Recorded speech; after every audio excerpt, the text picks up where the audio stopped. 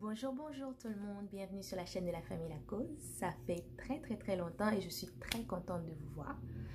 Merci de vous être arrêté et si vous ne vous êtes pas encore abonné, faites-le. Aujourd'hui, on est ensemble pour une nouvelle vidéo. Ça fait 2 semaines qu'on ne s'est pas vu. Où est-ce qu'on était? On était en période de déménagement. Et comme vous savez, dans le temps où est-ce qu'on est avec la pandémie et tout ça, c'est quand même assez difficile de déménager. Et d'autant plus avec les enfants. Mais le Seigneur a fait grâce, on a pu déménager et on est installé. Par la grâce de Dieu, tout s'est bien passé. Donc, on est de retour. Aujourd'hui, comme vous pouvez le voir dans le titre, récapitulatif / partage. Qu'est-ce que je veux dire par récapitulatif? Depuis le début mars, je dirais, pendant que cette pandémie a commencé, ça a généré beaucoup d'angoisse, beaucoup d'anxiété, beaucoup de peur. Mais dans une autre perspective, moi personnellement, ça m'a permis de passer beaucoup plus de temps avec moi-même, beaucoup plus de temps avec Dieu. Et ça m'a permis de connaître un peu plus qui je suis, qui je ne suis pas, ce que je veux, ce que je ne veux pas, ce que je veux projeter et ce que je ne veux pas projeter. Et ça m'a permis de prendre du recul, de savoir ce que je fais, pourquoi est-ce que je le fais, qu'est-ce que je veux faire exactement, qu'est-ce que je cherche à faire exactement. Et c'est la raison pourquoi est-ce que vous voyez dans la partie du titre récapitulatif. Je veux faire un petit récapitulatif, un petit vol de face, disons, et changer quelques petits trucs. Et je veux profiter de ce moment où est-ce que je retourne, parce que ça fait quand même 2 semaines que je n'étais pas là. Donc, je veux profiter de ce moment pour, comment je vais dire ça, revenir avec un changement. Le premier changement que je vais faire, que vous allez sûrement remarquer, c'est le nom de la chaîne. Ça va changer, ce ne sera plus la famille La Cause, mais plutôt Dieu au centre. Pourquoi ce ne sera plus la famille La Cause? Juste parce que quand j'ai fait cette chaîne YouTube, le but n'était pas de projeter l'attention sur ma famille, sur mes enfants, sur ce que je fais. Non pas que je dis que c'est mal, mais ce n'était pas là mon but. Si vous regardez, vous retournez en arrière et que vous regardez la première vidéo, la vidéo introduction, vous allez vous rendre compte que je disais que je crois que Dieu a imparti quelque chose en chacun d'entre nous. Et moi, mon but, c'était de partager ce que Dieu avait, ce que je crois que Dieu a mis en moi, dans le but que cela puisse être utile à quelqu'un, dans le but d'édifier, dans le but d'amener même quelqu'un à la connaissance de qui est Dieu. Donc, je ne veux pas que je ne veux pas que l'attention soit sur ma famille. Donc, c'est la raison pour laquelle je vais changer le nom. Ce ne sera plus la famille La Cause, mais plutôt Dieu au centre de tout. Est-ce que ça veut dire que je ne vais plus cuisiner? Est-ce que ça veut dire que je ne vais plus faire des activités avec les enfants? Non, juste plutôt changer l'optique et mettre Dieu au centre. Ceci étant dit, je vais également un peu m'ouvrir. Je vais également un peu m'ouvrir et vous dire ce qui sera différent sur cette chaîne. En plus de voir des vidéos un peu par-ci des enfants et tout ça, je vais vraiment prendre mon courage à 2 mains et faire ce que Dieu m'avait mis à cœur quand j'ai décidé d'ouvrir cette chaîne. Vous savez, la peur de ce que les autres pensent, la peur de comment est-ce que les gens vont percevoir cela peut bloquer ce que Dieu veut faire en toi ou peut bloquer ce que Dieu met en toi. Tu n'arrives pas à l'exercer, tu n'arrives pas à le mettre pour son œuvre. Et je pense que ce temps que je prends à la maison me permet beaucoup de mettre moins l'accent sur ce que les autres pensent, mais plutôt faire ce que Dieu attend de moi. Je suis fatiguée d'être à cette place où est-ce que je vais me mettre devant Dieu et que je vais me repentir parce que je n'ai pas réussi à faire ce que tu attendais de moi. Je vais me repentir, Seigneur, je te demande pardon parce qu'encore aujourd'hui, je n'ai pas réussi. Pourquoi seulement? Parce que j'avais peur. Peur de quoi? Peur de l'homme. Peur de qu'est-ce qu'on va dire. Donc, tout ça pour dire que sur cette chaîne désormais, vous allez voir beaucoup plus de partage. Je vais partager avec vous, avec toute humilité, beaucoup d'authenticité, ce que Dieu m'apprend. Ce que Dieu m'apprend, ce que Dieu travaille en moi en espérant que ça puisse aider quelqu'un, que ça puisse restaurer, que ça puisse éclairer, que ça puisse encore amener quelqu'un à la connaissance de qui est Dieu, que ça puisse encourager quelqu'un. Ce ne sera pas seulement des partages bibliques, mais ce sera en gros, oui, ce sera au centre de la plupart des choses que je vais faire. Est-ce que je suis devenue pasteur? Non. Est-ce que je veux devenir pasteur? Non. Est-ce que je suis enseignante? Non. Est-ce que je veux lancer une nouvelle doctrine? Non. C'était toutes les craintes que j'avais dans ma tête qui faisaient que je n'arrivais pas à le faire, que je ne voulais pas parler de Dieu sur cette chaîne, que je ne voulais pas... je me disais, oh, ils vont se rendre compte dans mes vidéos de cuisine que je porte une jupe, ils vont se rendre compte dans mes vidéos que je dis que Dieu vous bénisse, donc ils vont se rendre compte que je suis chrétienne et cela peut inspirer quelqu'un. Mais c'était juste la peur, c'était basé sur beaucoup de peur, sur tout ce genre de raisonnement que je viens de citer. Je ne crois pas que je sais tout, mais je crois que Dieu travaille en tous et chacun et que ce que j'apprends peut bénéficier à quelqu'un d'autre, tout comme ce que quelqu'un d'autre a appris peut me bénéficier. Donc, c'est ça pour le petit slash de récapitulatif. Maintenant, la partie partage. Est-ce que j'ai une vidéo pour vous aujourd'hui? Est-ce que j'ai une parole ou une pensée? Oui. Qu'est-ce que le Seigneur est en train de travailler en moi en ce moment? Qu'est-ce que le Seigneur est en train de m'apprendre? Aujourd'hui, on va parler de l'offense. Asseyez-vous, l'offense. Qui ici n'a jamais été offensé? Et qui ici n'a jamais offensé personne? Ne levez pas vos mains. Ouais, l'offense, l'arme fatale de l'ennemi. L'offense, c'est quelque chose que l'ennemi utilise pour mettre la désunion. L'ennemi l'utilise pour blesser, pour éloigner les gens de Dieu, pour éloigner les gens de la maison de Dieu, pour diviser les familles, pour diviser les amitiés. L'offense est faite pour détruire. Et comme je l'ai dit, tout le monde ici a été une fois au moins offensé. Tout le monde ici a au moins une fois offensé quelqu'un. Et moi également, j'ai déjà offensé des gens. Et j'ai déjà été offensée. Mais le Seigneur est en train de m'apprendre quelque chose ou changer mon optique ou ma façon de voir les choses par rapport à l'offense. Je vous explique. Il y a un passage dans la Bible qui dit que l'offense va, je crois que c'est dans Matthieu, je vais paraphraser, ça dit que l'offense va arriver, mais malheur à celui par lequel l'offense passera. Je vais dire malheur à celui par lequel l'offense va arriver. C'est sûr que quelqu'un sera offensé, mais malheur à celui par lequel l'offense passe. Et moi, je m'attardais toujours sur ce verset comme si, qu'en réalité, Dieu ne travaillait pas avec les deux personnes. Dieu travaille avec la personne qui fait l'offense, également avec la personne qui est offensée. Mais moi, je mettais beaucoup l'accent sur la personne par laquelle l'offense passe. Donc, pendant toute ma marche ou pendant tout mon temps dans le Seigneur, mon focus était je ne veux pas offenser les gens. Je ne veux pas offenser les gens. J'essaie de faire de mon mieux parce que pas que ça n'arrive pas. J'ai déjà offensé les gens. J'offense les gens. Des fois sans le savoir. Parfois, oui, en étant consciente. Et j'offense les gens. Mais je veux dire, mon attention était plus je ne dois pas offenser les gens parce que malheur à celui par lequel l'offense arrive. Mais ça a fallu que je sois offensée pour que le Seigneur m'apprenne qu'il y a aussi un travail que je suis en train de faire à travers celui qui est offensé. La Bible nous dit, pardonne-nous Seigneur nos offenses, comme nous pardonnons ceux qui nous ont offensés. La Bible dit également, heureux est celui qui prend son plaisir à oublier les offenses. À plusieurs reprises dans Colossiens, dans Éphésiens, la Bible nous exhorte à nous soutenir les uns les autres et à pardonner, à oublier et à nous aimer. Quand tu es offensé,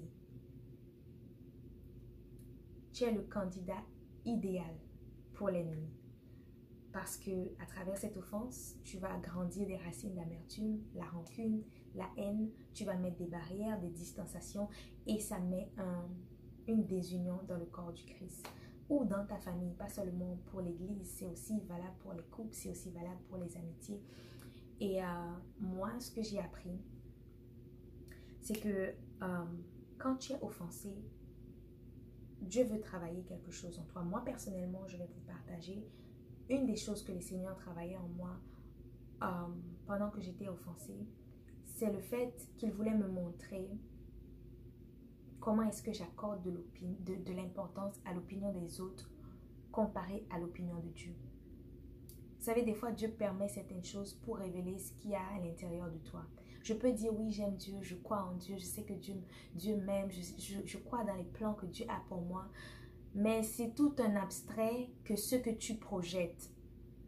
Je ne sais pas comment expliquer ça, je ne sais pas comment, si vous allez comprendre ou percevoir ma pensée là-dessus. C'est comme si, oui, tu sais que Dieu t'aime, tu sais que Dieu a des plans pour toi, tu sais ce que Dieu dit de toi. Mais automatiquement que ça vient de l'extérieur, c'est comme si l'opinion de Dieu descend complètement, n'est plus valorisant et c'est ce que la personne dit de toi qui prend toute une ampleur. Et le Seigneur m'a mis face à face avec cela.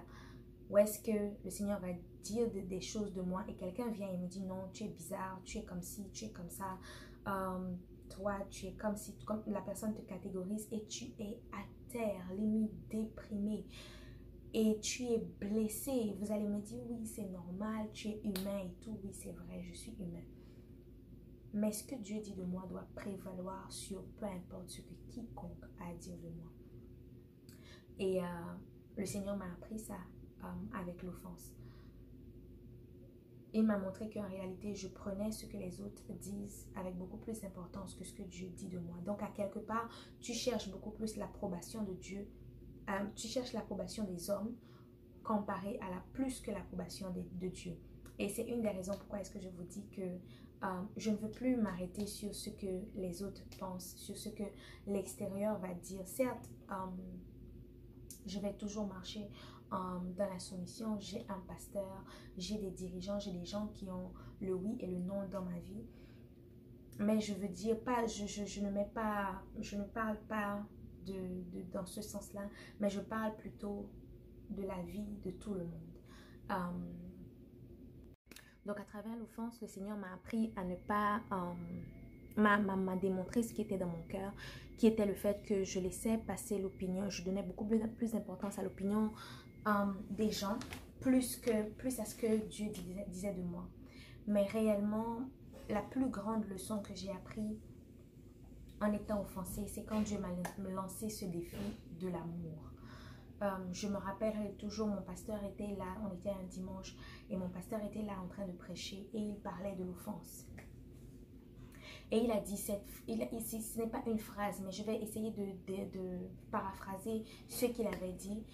Il expliquait en gros que quand quelqu'un t'offense, cette personne est déjà en offense devant Dieu parce que cette personne a mal agi envers toi qui est un enfant de Dieu. Même si cette personne est enfant de Dieu, la personne a mal agi envers toi. Déjà, cette personne est fautive devant Dieu. Maintenant, ton but, ce n'est pas d'aller d'aller cribler cette personne et parce qu'il est déjà fautif. Tu dois aimer l'âme de cette personne à un point pour aller demander pardon. Aller demander pardon à Dieu pour cette personne. Seigneur, aide mon frère. Seigneur, aide ma soeur. Il m'a fait mal. Seigneur, guéris mon cœur. Mais je prie que tu l'aides à faire mieux. Je prie que tu... Et j'étais comme... Hey, waouh, c'était c'était tout un autre niveau pour moi parce que j'étais comme... Mais et moi, en fait. Mais ce n'est pas comme ça. Dieu me lançait le défi de l'amour, en fait. Il me lançait le défi de l'amour. Et dans ce processus, j'ai fait la rebelle, j'ai fait la dure. Non, Seigneur, moi, mes sentiments, moi. Mais en réalité, quand tu es offensé ou que tu as un problème avec quelqu'un, cette personne devient un obstacle entre toi et Dieu. Et tu dois déterminer qu'est-ce qui est le plus important. Que j'ai raison, que j'ai la pitié, qu'on me dise, ouais, je comprends, t'as vraiment blessé, ouais, Yacoub. Ou bien que tu ailles au ciel et que tu aies une bonne relation avec Dieu. Je préfère ma relation avec Dieu. Je préfère ma relation avec Dieu. Et c'est une opportunité de laisser Dieu travailler en toi et de te donner encore un peu plus de son caractère. Parce que en arrivant à surmonter cela, tu ressembles un peu plus à Christ. Tu ressembles un peu plus à... Ça te fait mal. Ça te fait mal dans ta chair. Ça te fait mal. Tu parais bête. Tu parais... Mais après ça, le fruit qui en découle est délicieux. Le fruit qui en découle est délicieux. Donc, je me demandais souvent comment est-ce qu'on sait quand on a pardonné. Et à travers l'offense, le Seigneur m'a permis de voir comment est-ce qu'on sait réellement qu'on a pardonné. Pardonner, ce n'est pas quand tu mets tes distances et tu dis à cette personne, tu dis que bon, ok, non, je ne vais plus parler à cette personne parce que elle est un sujet d'offense pour moi. Je veux garder mon cœur, je veux si, parce que j'ai dit toutes ces phrases. J'ai dit toutes ces phrases. J'ai dit non, je vais garder mes distances, je vais prendre le recul et puis je vais faire si c'est sage. Je ne dis pas que si quelqu'un te fait toujours mal, tu dois toujours aller vers cette personne. Ce n'est pas dans ce sens. Mais tu dois t'assurer. Tu dois t'assurer qu'en gardant tes distances, tu gardes un cœur pur devant Dieu. Tu gardes un cœur qui est dépourvu de rancune, qui est dépourvu d'amertume, qui est dépourvu de haine. Et ça, tu peux dépouiller ton cœur qu'avec l'amour. Et pas l'amour qui vient de l'homme, mais l'amour qui vient de Dieu. Tu dois aimer cette personne au point, comme je disais, que mon pasteur disait, je me suis vraiment pratiquée et imploré la grâce de Dieu afin de mettre cette méthode en pratique dans ma vie. Et je vous dis que ça fonctionne. Ça fonctionne.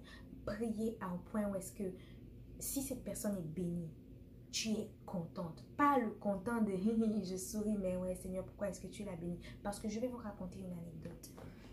J'étais à l'église. J'étais à l'église et une personne m'avait offensée. Et pendant l'adoration comme ça, je suis en train d'adorer. Et je vois cette personne en train d'adorer. Et ma pensée était, oh, comment est-ce que tu peux adorer? Comment est-ce que tu peux être en train d'élever les mains devant Dieu? Pourtant, c'est ce que tu fais. Tu sais comment est-ce que tu agis mal. Tu sais comment j'étais comme, je jugeais cette personne. Je jugeais. Et je me suis arrêtée, j'ai fait, wow, on est en plein milieu de l'adoration. La personne est en train d'adorer. Est-ce que toi, tu es dans son cœur pour savoir si elle est sincère ou pas? Mais à cause qu'elle t'a fait mal, tu dédies automatiquement que son adoration n'est pas sincère. Est-ce que je suis Dieu? Je suis en train de juger et je suis en train d'entraver ma marche avec Dieu. Je suis en train d'entraver ma marche avec le Seigneur. Et c'est là où est-ce que j'ai commencé à crier pour dire, Seigneur, à l'aide. J'ai besoin d'aide. Parce que depuis, je dis que j'ai pardonné, mais c'est pas vrai. J'arrive même à saluer la personne, mais en réalité, voici ce qu'il y a dans mon cœur. Je juge cette personne, je pense qu'elle n'est pas sincère, je pense que si. Mais quand tu as de l'amour réellement, en fait, tu vois cette personne s'épanouir, tu vois cette personne grandir, tu vois cette personne être élevée, tu vois cette personne être bénie et tu es content. Tu es réellement content comme si c'était quelqu'un de ta famille qui était élevé, que Dieu était en train de bénir. Et si cette personne a mal, tu as mal comme si c'était quelqu'un qui était cher à ton cœur, qui avait mal.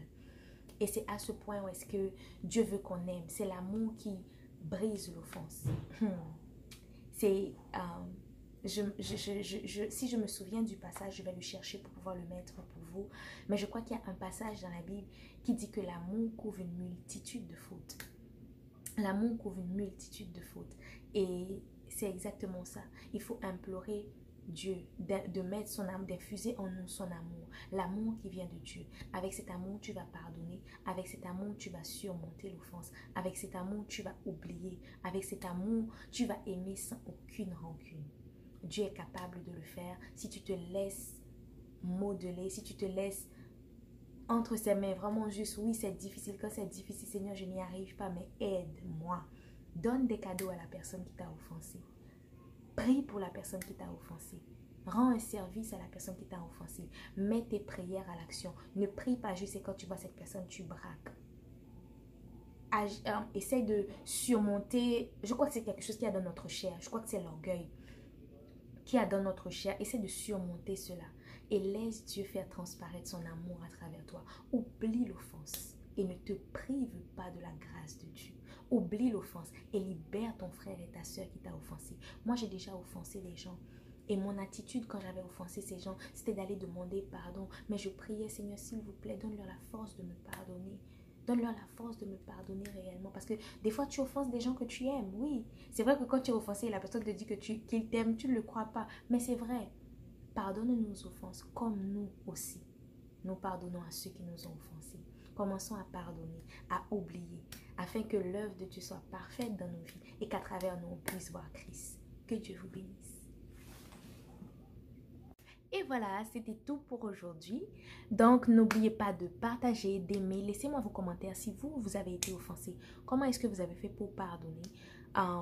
C'est quoi les choses qui marchent pour vous?